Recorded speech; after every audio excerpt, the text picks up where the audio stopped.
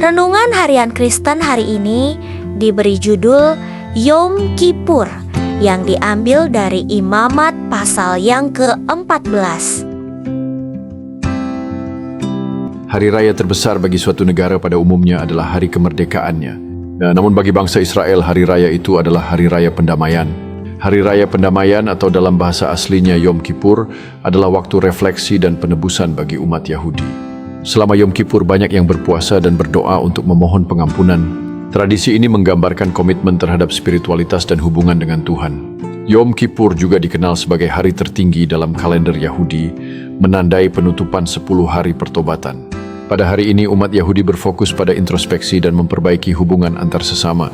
Yom Kippur diakhiri dengan Kol Nidre, sebuah doa yang melambangkan pembebasan dari janji yang tidak bisa dipenuhi. Setelah Yom Kippur, umat Yahudi merayakan Hari Raya Sukkot yang juga dikenal sebagai Festival Pondok. Sukkot melambangkan perjalanan bangsa Israel di padang gurun dan rasa syukur atas panen.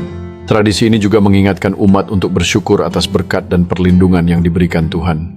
Sukkot adalah saat di mana umat Yahudi mengajak tamu untuk bergabung dalam perayaan dan berbagi kebahagiaan. Hari Raya Pendamaian yang jatuh pada akhir September atau awal Oktober telah diselenggarakan sejak zaman Imamat, membawa makna penting dalam tradisi keagamaan. Pada hari itu imam besar memasuki tempat Maha Kudus untuk mengadakan pendamaian, memberikan pengharapan dan pembaruan kepada umat. Tradisi ini mengingatkan umat akan pentingnya pengampunan dan rekonsiliasi dalam kehidupan sehari-hari.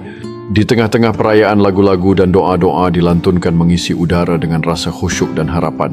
Setiap individu berusaha untuk merenungkan kesalahan mereka dan memohon ampunan, menciptakan suasana introspeksi yang mendalam. Keluarga dan teman-teman berkumpul untuk berbagi hidangan khas dan saling memberi ucapan selamat, merayakan kebersamaan setelah masa-masa penuh permohonan.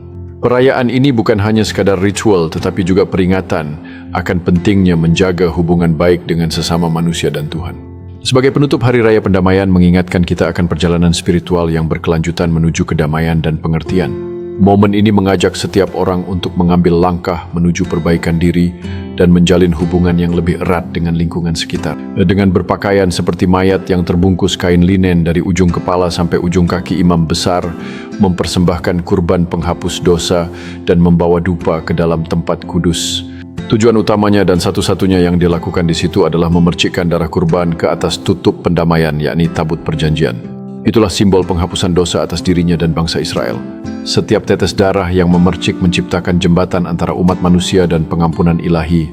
Imam besar tahu bahwa tanggung jawab ini bukan hanya untuk dirinya, tetapi juga untuk seluruh bangsa Israel yang menantikan pengampunan. Saat dia melaksanakan ritual suci ini, udara dipenuhi dengan aroma dupa yang menenangkan, menghubungkan langit dan bumi. Dengan setiap langkah yang diambilnya menuju tabut perjanjian, rasa damai menyejukkan hatinya dan bangsa yang dia wakili. Ketika dia memercikkan darah ke atas tutup pendamaian, seluruh ruang seolah terisi dengan harapan dan pengampunan. Di luar, umat Israel menunggu dengan napas tertahan, menyadari bahwa nasib mereka kini tergantung pada tindakan imam besar.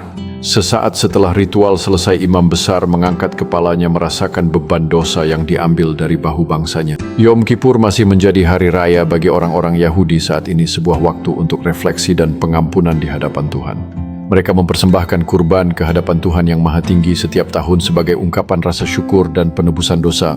Namun bagi orang-orang Kristen, Tuhan telah menyingkapkan rahasia ini melalui pengorbanan Yesus Kristus yang dianggap sebagai penyelamat.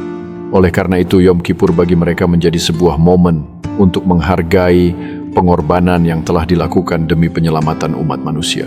Kedua tradisi ini meskipun berbeda menunjukkan pencarian manusia akan pengampunan dan hubungan yang lebih dalam dengan Tuhan. Melalui perayaan dan refleksi ini, orang-orang dari kedua keyakinan mencari kedamaian spiritual dan makna dalam hidup mereka.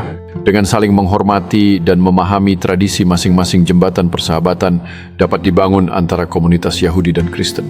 Pada akhirnya, perayaan seperti Yom Kippur dan pengorbanan Yesus mengingatkan kita akan pentingnya cinta dan pengampunan dalam kehidupan sehari-hari.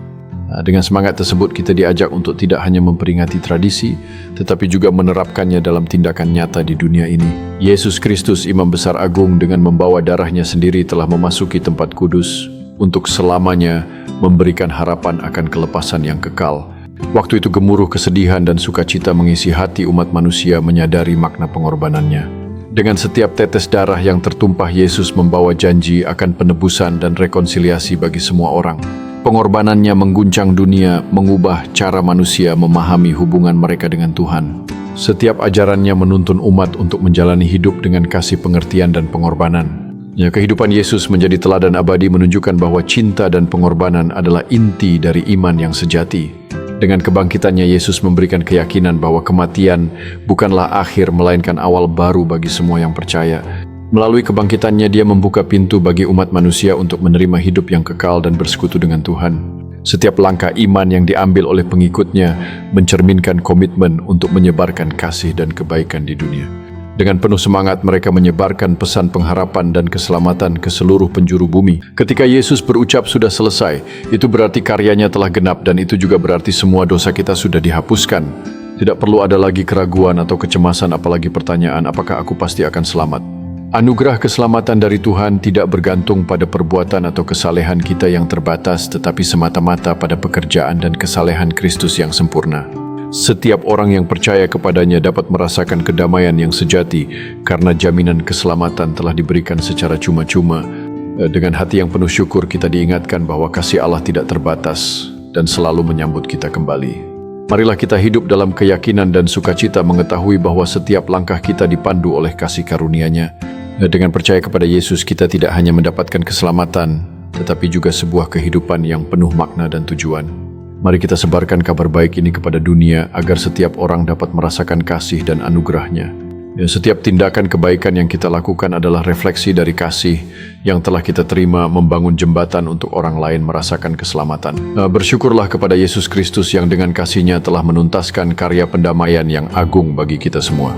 Bersyukurlah kepada Dia yang telah melepaskan kita dari segala kecemaran dosa, memberikan kita kesempatan kedua, menjadikan kita sebagai umat milik-Nya yang kudus, mengundang kita untuk hidup dalam cahaya-Nya.